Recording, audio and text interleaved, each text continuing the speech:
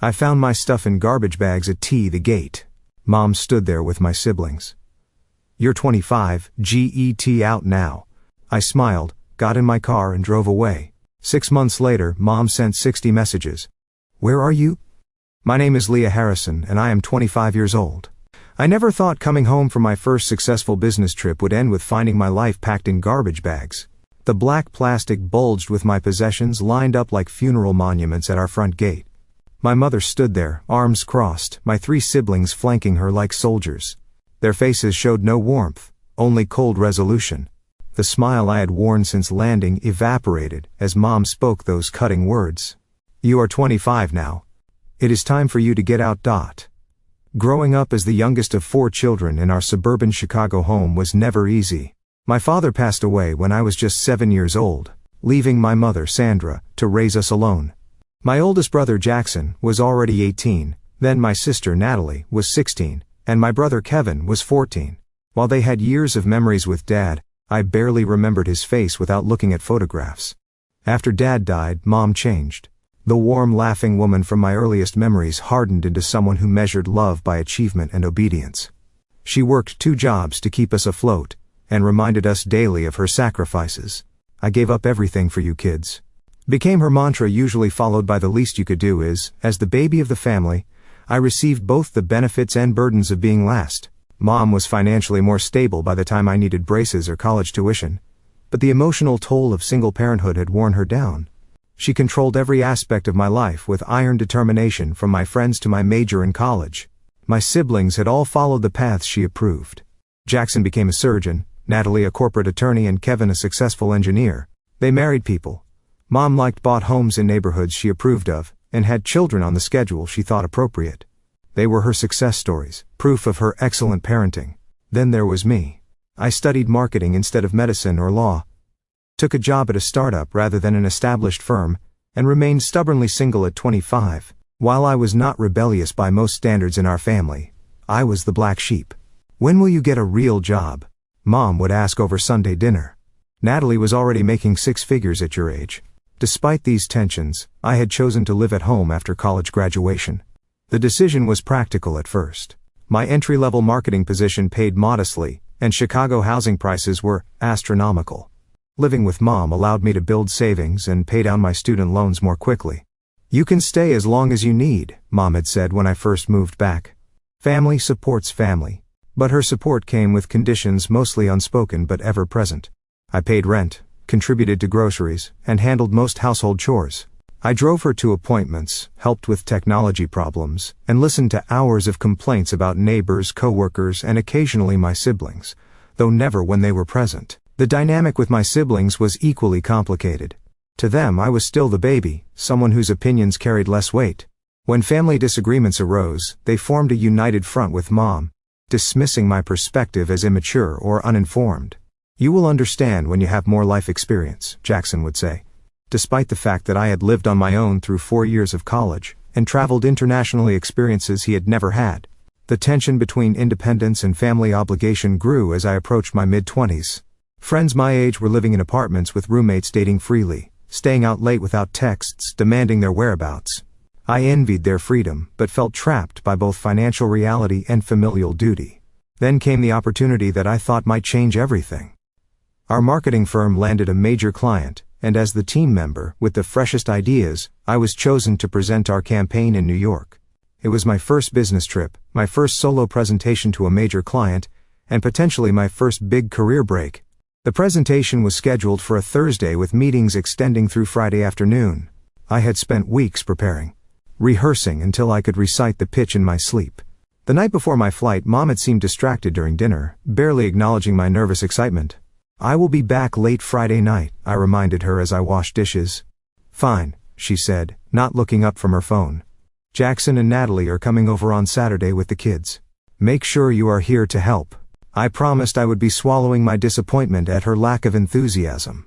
In my heart, I had hoped this professional milestone would finally earn her approval. If I could prove my career path was viable, perhaps she would see me as an adult rather than a disappointing child. The New York presentation had exceeded all expectations. The clients loved our campaign, asking for only minor adjustments before approving the 7-figure budget. My boss had taken me to dinner afterward discussing a potential promotion and raise if the project launched successfully. "You have real talent, Leah," he said. "I see a bright future for you with us."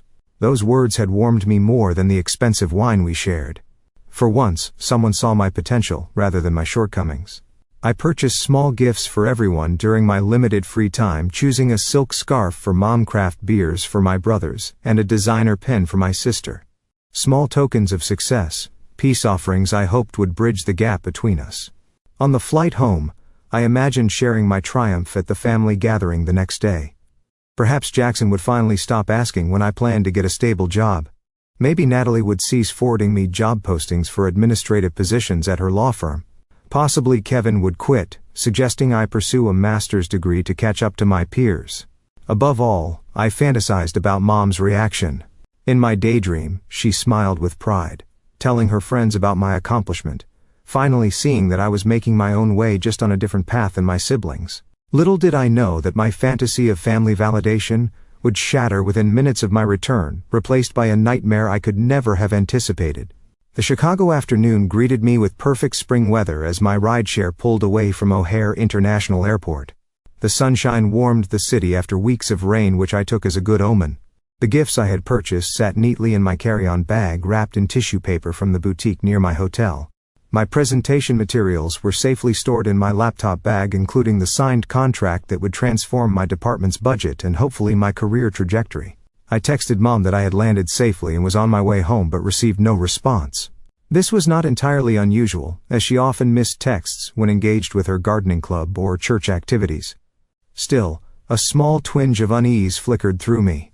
Throughout my trip, communication had been minimal, with my check-in texts met with one-word responses or nothing at all. Halfway home, my phone rang with Jackson's number displayed on the screen. My oldest brother rarely called me directly, preferring to communicate through our family group chat or via Mom.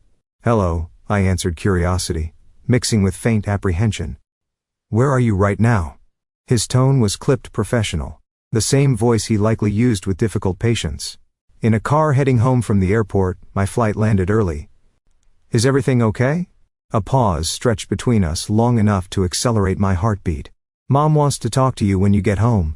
"We all do." "About what? Is someone sick?" Alarm replaced confusion. "Just get home, Leah." He hung up without further explanation. My mind raced through possibilities. Had something happened to one of my nieces or nephews? Was Mom ill? Had a distant relative passed away? None of these scenarios explained the coldness in Jackson's voice, or why we all needed to talk to me. I tried calling Natalie, then Kevin, but neither answered. I sent messages to our family group chat asking what was happening, but saw only read receipts, no responses. My mother's last message to me, sent the previous evening, now seemed ominous in retrospect. "We need to discuss some changes when you return." The driver noticed my agitation. "Everything all right, miss?" "Just family stuff," I replied, attempting a smile that felt more like a grimace. As we turned onto my street, the peaceful neighborhood seemed unchanged. Children played in front yards, couples walked, dogs and retirees tended to spring gardens. Our modest two-story home came into view, the blue siding and white trim as familiar as my own reflection. Then I saw them. Black garbage bags, at least a dozen, lined the driveway near the front gate. 4 figures stood in the yard, their postures stiff and confrontational. I recognized them immediately. Mom in her gardening apron, Jackson in his casual weekend clothes, Natalie in one of her impeccable business casual outfits, despite it being Saturday, and Kevin in the university sweatshirt he favored on days off. "You can stop here," I told the driver, my voice distant to my own ears. I paid quickly, gathered my luggage and stepped out onto the sidewalk. The driver pulled away, leaving me exposed before my family's unified front. None of them moved to help with my bags. None of them smiled in greeting. "What is going on?" I asked, approaching slowly. "What are all these bags?" Mom stepped forward, her mouth set in a thin line. "Your things are packed. It is time for you to find your own place." The world tilted beneath my feet. "What? Why, we never discussed this." "You are 25 years old," she continued, as if I had not spoken. "All your siblings were on their own by 23. You have overstayed your welcome." Jackson nodded in agreement. "It is time you learned responsibility." The irony of his statement might have made me laugh in different circumstances. I had been paying rent, handling household chores, working full-time and advancing my career. By any reasonable definition, I was already responsible. This is insane, I said, looking from face to face, searching for any sign of warmth or explanation. I just got back from a business trip. I have nowhere to go. You should have planned better, Natalie interjected, checking her watch as if my homelessness was making her late for an appointment. We all managed to find apartments right after college. With parental CO signing and down payment assistance, I reminded her anger beginning to cut through my shock and significantly higher starting salaries in established professions. Excuses, Kevin said, shaking his head. You have had 3 years to figure this out. I turned to Mom hoping to find some explanation in her expression. Why now? Why today without any warning? I have been hinting for months that you should move on, she replied. You chose not to listen. Hinting is not the same as giving notice. My voice rose despite my efforts to remain calm. Normal people discuss major decisions. They do not pack someone's belongings while they are away, and ambush them upon return. Do not raise your voice to your mother, Jackson warned, stepping closer. The absurdity of the situation struck me all at once. I was being lectured about respect while being treated with absolute disrespect. My family had waited until I was out of town to pack my possessions in garbage bags and evict me without warning or discussion. What is this really about? I asked, suddenly remembering conversations overheard between Mom and Natalie about property values in our neighborhood. Are you selling the house? A flicker of surprise crossed my mother's face before she composed herself. My financial decisions are none of your concern. They are if they involve making me homeless with no notice. You are not homeless, Natalie said with exaggerated patience.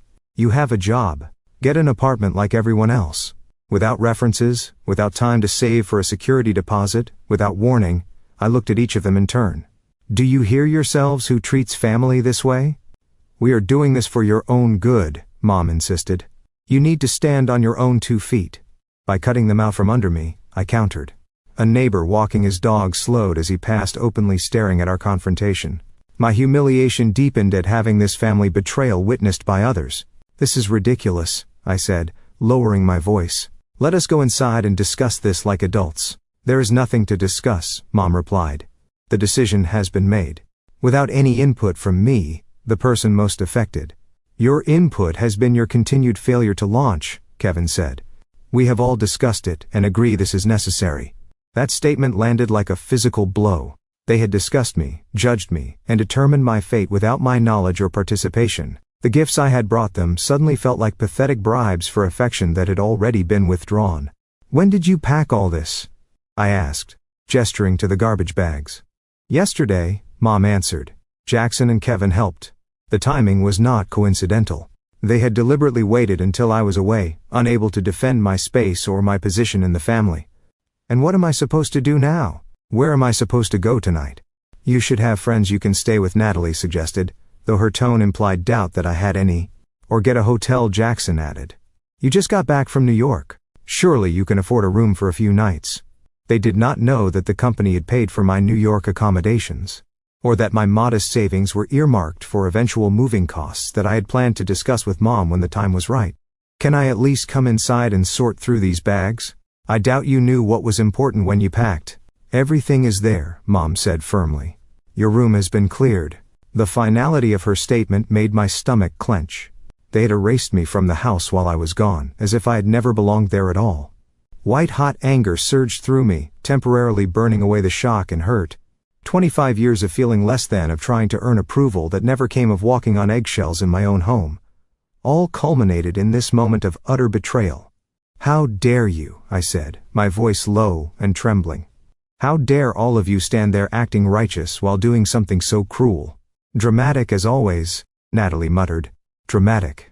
I laughed without humor. You ambush me after a business trip, throw my possessions in garbage bags and tell me I am homeless effective immediately. But I am the dramatic one. We knew you would react this way, Jackson said. This is why we did it while you were gone. You mean, why you waited until I was not here to defend myself? That is not responsible adult behavior. That is cowardly. Mom's face flushed with anger. Do not speak to us that way. After everything I have done for you, what exactly have you done for me lately? Mom charged me rent, made me handle most household chores, criticized my career choices, compared me unfavorably to my siblings at every opportunity. "You ungrateful little," she began. "Ungrateful," I cut her off. "I have been nothing but grateful. I have thanked you, helped you, supported you emotionally and financially. I have swallowed every criticism, endured every comparison, and still showed up with love and respect." The facade of family unity began to crack as my mother turned to Jackson. "I told you she would make this difficult." "Make what difficult exactly?" I pressed. "Why now? Why the urgency? Why the garbage bags instead of proper boxes? Why the audience?" I gestured to my siblings. Kevin shifted uncomfortably, the first sign that perhaps he was not fully committed to this plan. "Mom is selling the house," he admitted. "Kevin," Natalie hissed. "She deserves to know," he replied. The truth emerged in fragments as they argued among themselves. Mom had received an offer on the house significantly above market value. The buyers wanted immediate occupancy. Rather than discussing this with me, she had decided with my siblings that my portion of any inheritance or proceeds would be reduced to compensate for my extended stay at home. "So this is about money," I said, the pieces falling into place. "You are pushing me out to sell the house, and you do not want me to have a claim on my share." "You have not contributed to the mortgage," Natalie argued. "I have paid rent for 3 years," I countered. "Where did that money go if not toward household expenses?" "Your rent barely covered your food and utilities," Mom dismissed. "And what about Dad's will?" I asked. "He left the house to all of us. I may have been young when he died, but I remember the lawyer explaining that." Uncomfortable glances passed between them. They had hoped I would not remember or would not assert my legal rights. "You would sue your own mother?" Jackson asked incredulously. "You would disinherit your own daughter?" I fired back. We had reached an impasse standing in the front yard with neighbors pretending not to watch. 3 years of pent-up resentment boiled over as I finally said what I had swallowed for too long. "You have never respected my choices or seen me as an equal adult. You have used me as free labor, emotional support, and a convenient target for your disappointment. And now you discard me when it is financially convenient." No one denied these accusations. Their silence confirmed every insecurity I had harbored about my place in the family. In that moment of clarity, I made a decision that would alter the course of my life. I walked to my car, which thankfully had been parked on the street during my trip, and opened the trunk. "What are you doing?" Mom demanded. "Leaving," I replied simply. "Is that not what you want?" One by one, I loaded the garbage bags into my car, grateful that I drove a hatchback with folding rear seats. The bags contained my entire life: clothes, books, electronics, mementos. Things packed without care or concern for their significance. When the car was full, I turned to face them one last time. They stood together, a unit from which I had always been subtly excluded. "You know, I just landed the biggest client in our firm's history. I was about to get promoted. I brought gifts for all of you to celebrate." I laughed softly at my own naivety. "I actually thought you would be proud of me." "Leah," Kevin began, a hint of regret in his voice. "No," I cut him off. "You have all made your position clear. I will not stay where I am not wanted or valued." To their visible surprise, I smiled. Not from happiness, but from the sudden weightlessness of having nothing left to lose. "Goodbye," I said, getting into my car. "I hope the money is worth it." I drove away without looking back, tears blurring my vision as I navigated familiar streets that suddenly felt foreign. My phone began buzzing with messages, likely my family realizing the implications of their actions, but I ignored them. With no plan and nowhere to go, I called the only person I trusted completely, my college roommate Zoe. Through choked sobs, I explained the situation. "Come here now," she said without hesitation. "You can stay as long as you need." Zoe lived in an apartment 30 minutes away with her boyfriend Tyler. When I arrived, they helped unload my car without judgment or questions, setting up their spare room as a temporary sanctuary. That first night was the lowest point. Curled on an unfamiliar bed surrounded by garbage bags I could not bear to unpack, I cycled through shock, grief, and rage. My phone continued to buzz with messages, which Zoe eventually convinced me to read. They were as expected. Mom insisted I was overreacting. Jackson lectured me about responsibility. Natalie sent links to apartment listings well outside my budget. Kevin alone expressed some regret about the method, though not the decision itself. "These people are toxic," Zoe declared after reading the messages. "You need space from all of them." "They are still my family," I said weakly. "Family does not treat each other this way," Tyler interjected. "What they did was emotional abuse." Though the term felt extreme in the moment, The validation from outside perspectives helped me see the situation more clearly. What had happened was not normal. It was not my fault. And perhaps most importantly, I did not have to accept it. That night I made two decisions. I would build a new life entirely independent from my family, and I would never again measure my worth through their approval. As I finally drifted to sleep in the early hours of morning, a strange sense of possibility flickered beneath the pain. For the first time in my adult life, I was truly free to define myself on my own terms. The first week after being forced out was a blur of practical challenges. Zoe and Tyler insisted I stay as long as needed, but I knew their one-bedroom apartment was too small for 3 adults long-term. Their generosity bought me time to find alternative housing without rushing into a bad situation. During lunch breaks at work, I scoured apartment listings, quickly discovering that Chicago's rental market was even more competitive than I had feared. Most places required proof of income 3 times the monthly rent, perfect credit first and last month's rent plus security deposit, and landlord references I did not have. My modest savings, which had seemed substantial when living at home, barely covered the upfront costs of securing housing. After 10 days of searching, I found a tiny studio apartment in a less desirable neighborhood, with a landlord willing to accept a larger security deposit in lieu of rental history. The apartment was nothing like the comfortable home I had left. Paint peeled in corners, the appliances were outdated, and strange noises filtered through thin walls at all hours. But it was mine, a space where no one could pack my belongings or question my choices. Moving in highlighted how little I actually owned.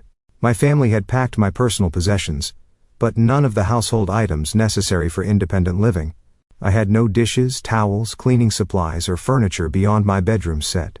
"We will have a housewarming," Zoe declared, helping me unpack my clothes into the apartment's single closet.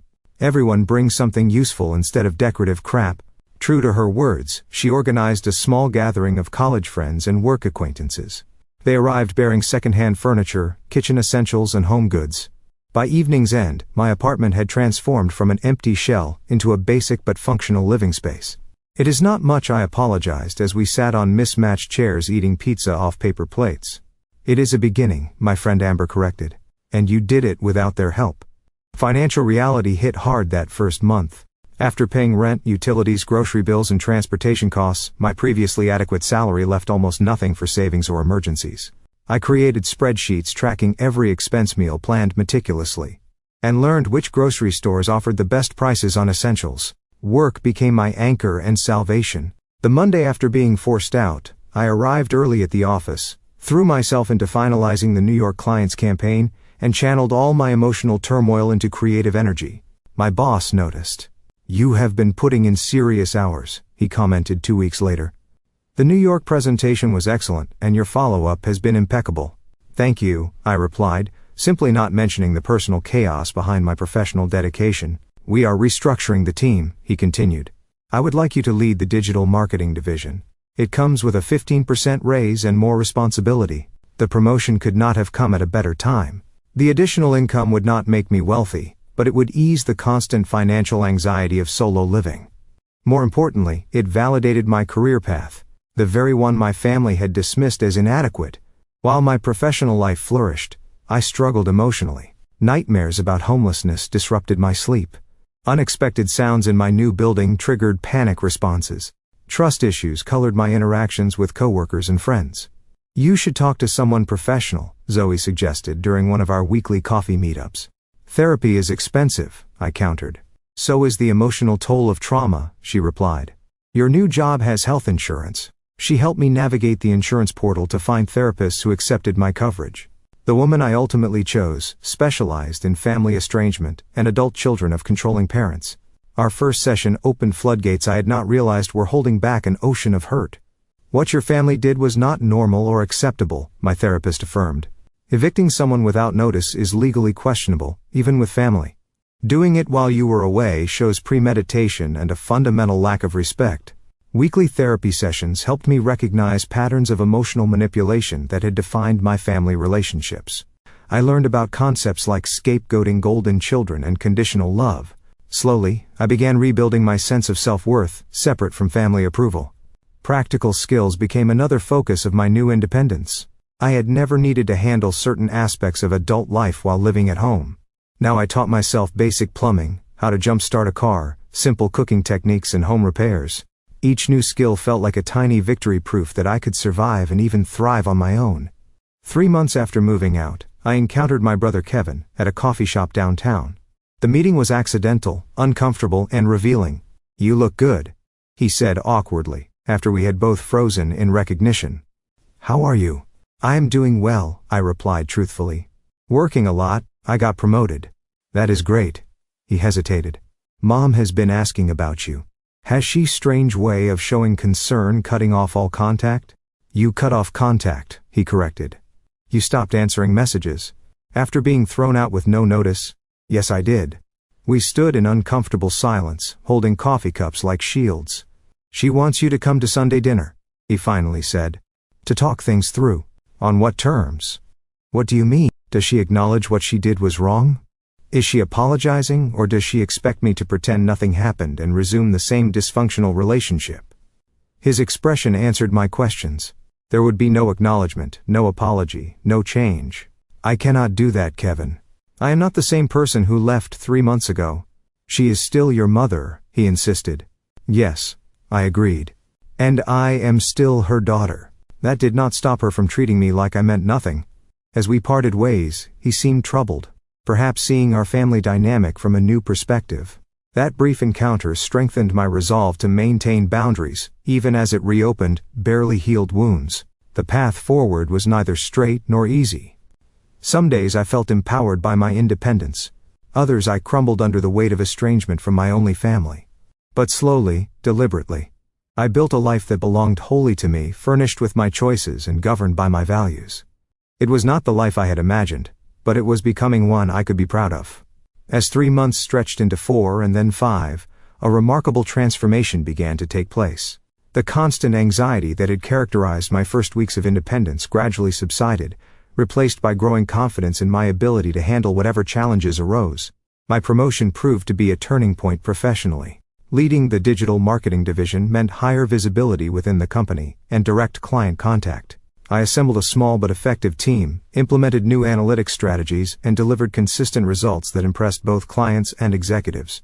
"Your campaign increased engagement by 40%, our CEO noted during a quarterly review. "That is impressive work, Leah." The acknowledgement delivered in front of the entire leadership team felt more validating than any family approval I had ever sought.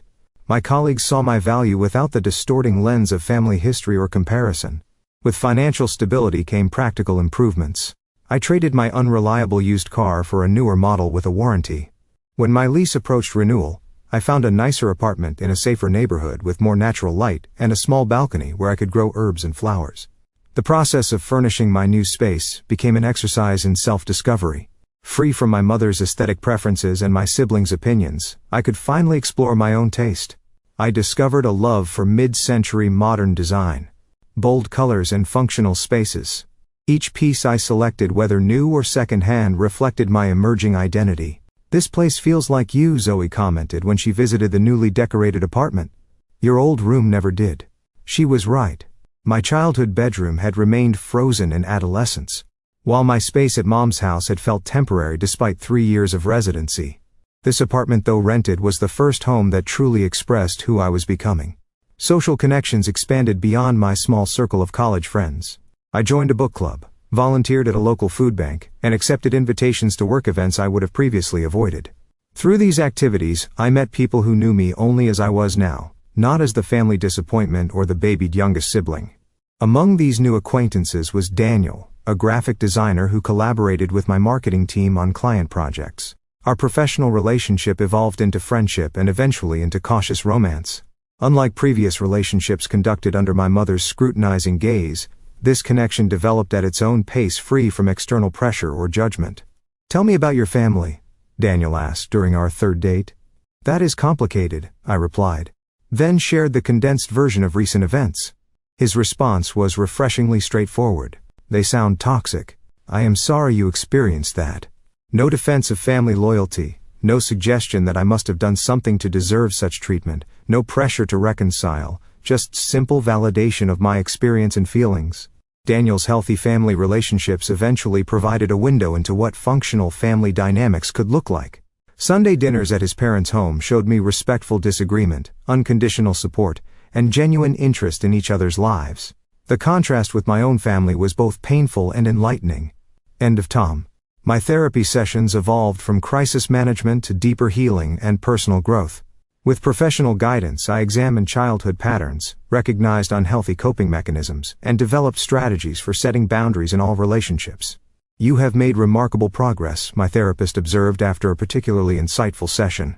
You are breaking generational patterns. The comment struck me deeply. Perhaps the most meaningful victory was not external success, but internal change. The ability to recognize and reject the dysfunctional dynamics that had shaped my family for generations. This psychological shift manifested in unexpected ways. I became more assertive at work, proposing bold campaigns and confidently defending my ideas. I developed clearer boundaries with friends, no longer agreeing to plans that drained my energy or violated my values. I pursued interests I had previously abandoned because they did not meet family approval, rediscovering my love for photography and creative writing. I also made the difficult decision to block all communication from my mother and older siblings. After months of texts ranging from guilt-inducing to openly hostile, I recognized that each interaction reset my emotional healing.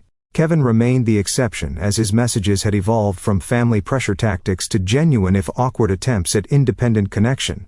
5 months after being forced out, I attended a marketing conference where I unexpectedly reconnected with Mrs. Reynolds, my high school journalism teacher.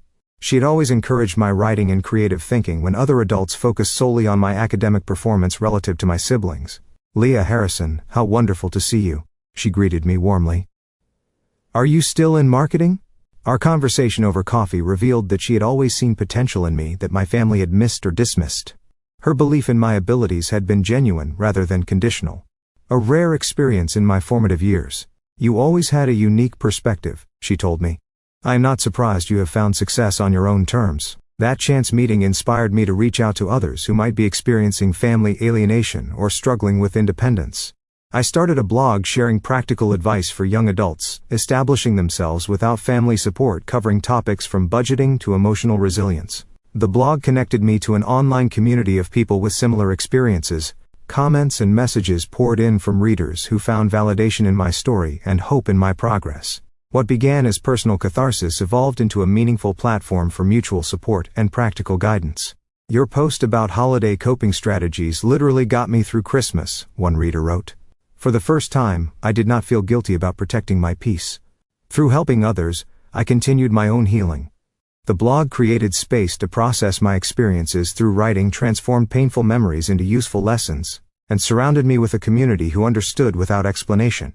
As the 6-month mark of my forced independence approached, I realized that the family who had discarded me had unintentionally given me the greatest gift, the opportunity to discover my strength, reshape my identity, and build a life aligned with my authentic self. The journey had been painful, but the destination was proving worth every difficult step.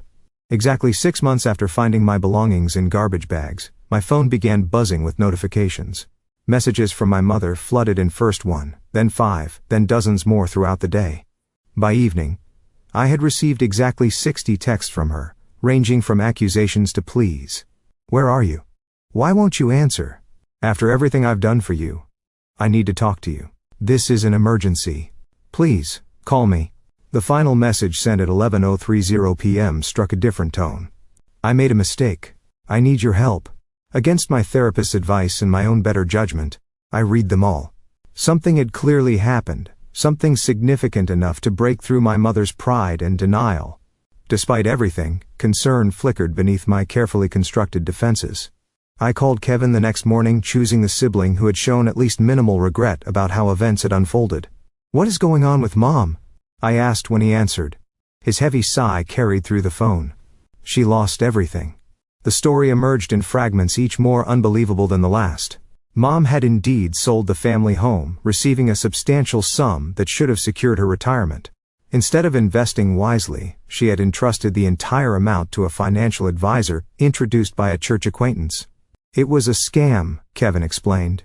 "The guy disappeared with her money and at least 10 other victims." "That is terrible," I said, genuinely sympathetic despite our history. "But why contact me now? Where are Jackson and Natalie?" Another pause. "They are not speaking to her." Why?" "She promised each of us a portion of the house proceeds.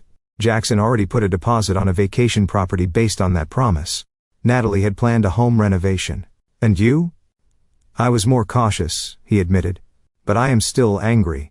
She made decisions without consulting any of us, then lost everything. The irony was not lost on me. My mother had excluded me from decisions about my own living situation, and now felt the sting of similar treatment from her other children. There is more, Kevin continued reluctantly. She has nowhere to live. The new owners took possession of the house last week. She has been staying in a motel, but her funds are running out. Where does she expect to go? She mentioned your new apartment. A cold wave of disbelief washed over me. After throwing me out without notice, my mother's plan was to move in with me. The audacity was breathtaking. That is not happening, I said firmly. I know, Kevin agreed, surprising me. That would be unreasonable after everything. But she needs something, Leah. She is still our mother. The situation forced me to confront complex questions about obligation, forgiveness, and boundaries. What did I owe the woman who had raised me but also betrayed me? Could I help without sacrificing the healthy independence I had built? Was it possible to show compassion without enabling toxic patterns? After consulting with my therapist, I agreed to meet my mother at a coffee shop, a neutral location where I could leave if necessary. Daniel offered to wait nearby, providing both moral support and an escape plan if things became too intense. My mother looked diminished when she arrived, her confident posture replaced by a nervous hunch. The designer clothes and perfect makeup that had been her uniform were exchanged for casual wear and minimal cosmetics. She had aged years in months. "Thank you for coming," she began, hands clutching her coffee cup. "I did not think you would." "I almost did not," I replied honestly. We sat in uncomfortable silence, the weight of our history pressing down between us. "I lost everything," she finally said. "The house, the money, everything.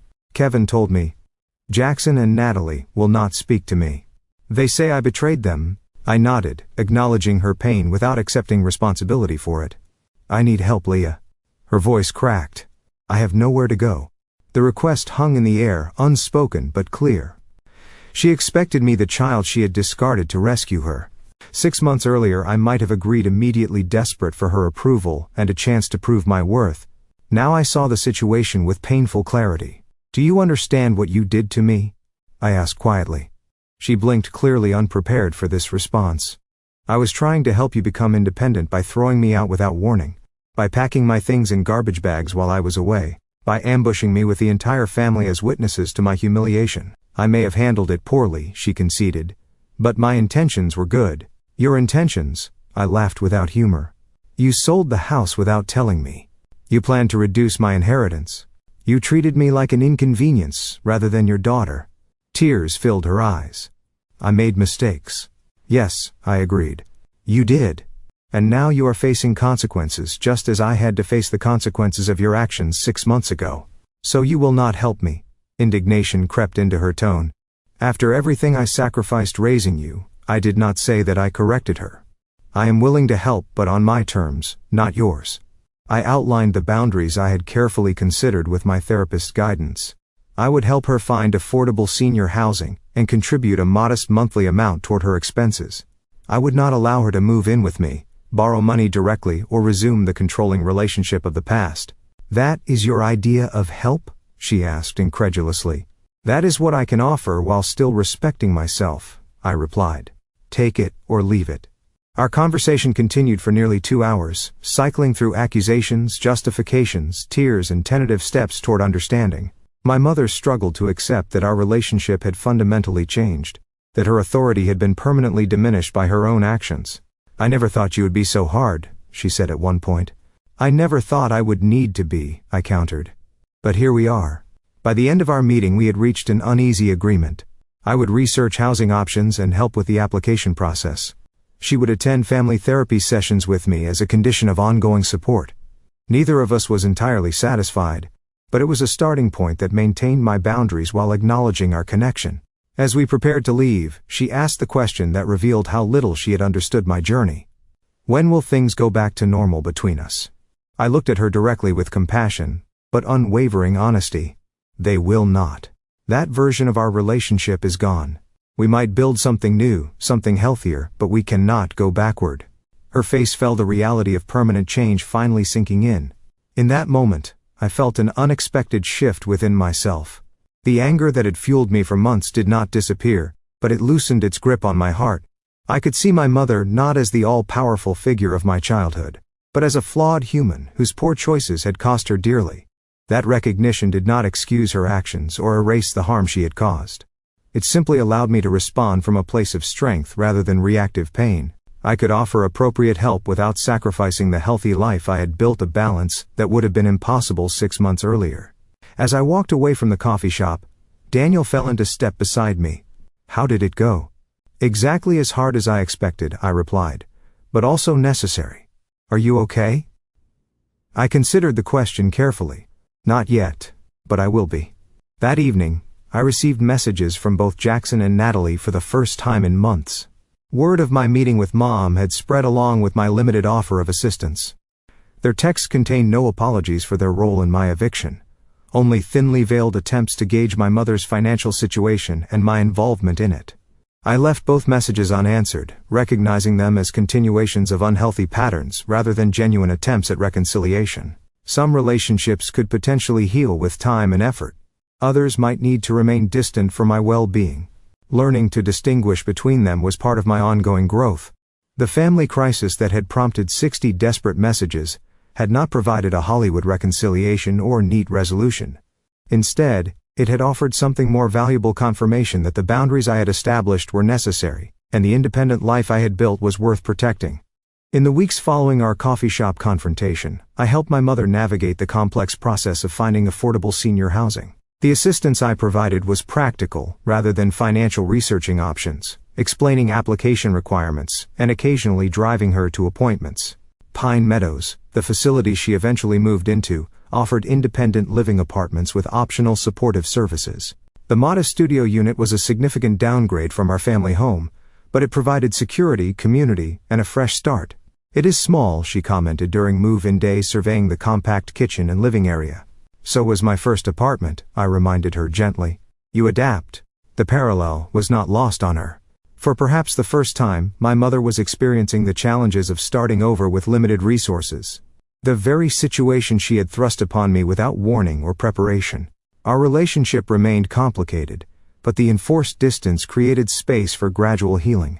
The weekly therapy sessions, which she attended reluctantly at first, became a structured environment to address long-standing patterns and build healthier communication.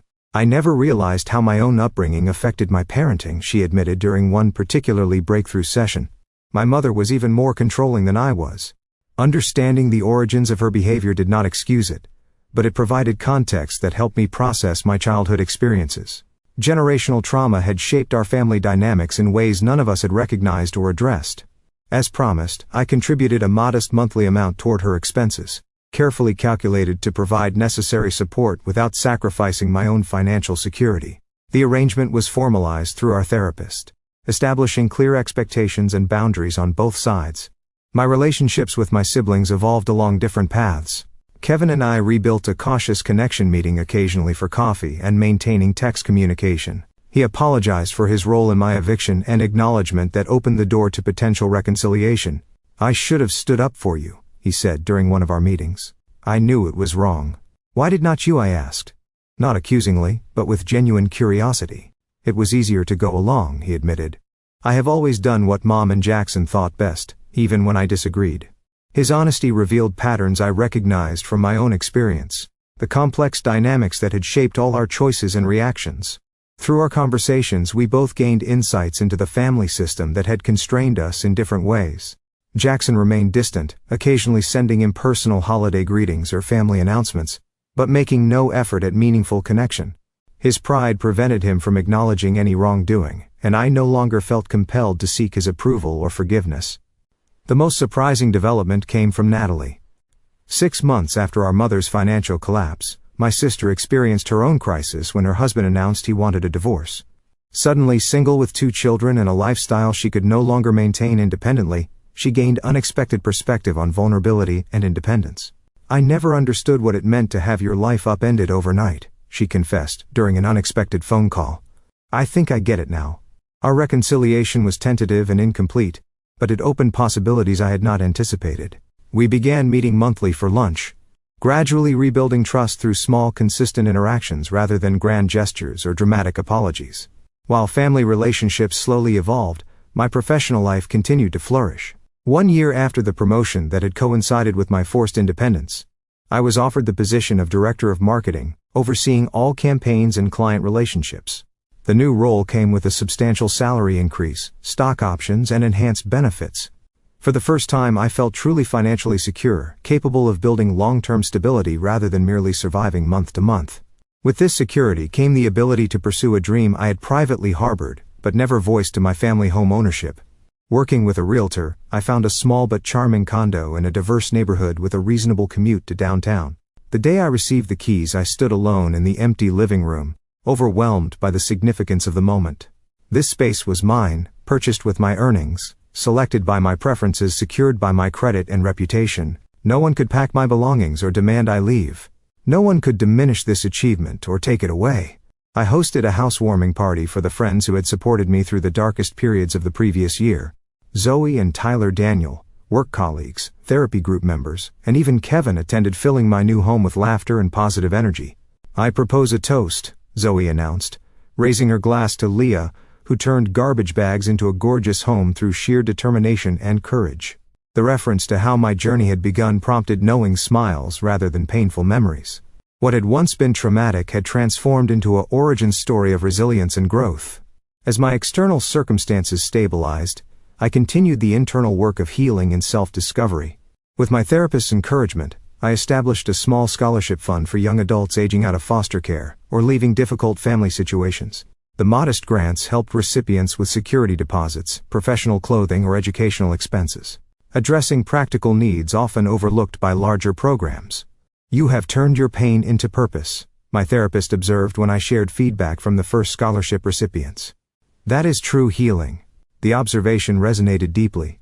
The betrayal that had initially shattered my sense of security had ultimately revealed strengths I might never have discovered otherwise. Being forced to stand alone had taught me that I could not just survive but thrive on my own terms. My relationship with my mother would never return to what it had been, nor what I wanted to.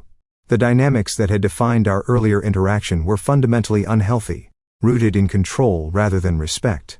Instead, we were slowly building something new, a relationship between adults with clear boundaries and realistic expectations.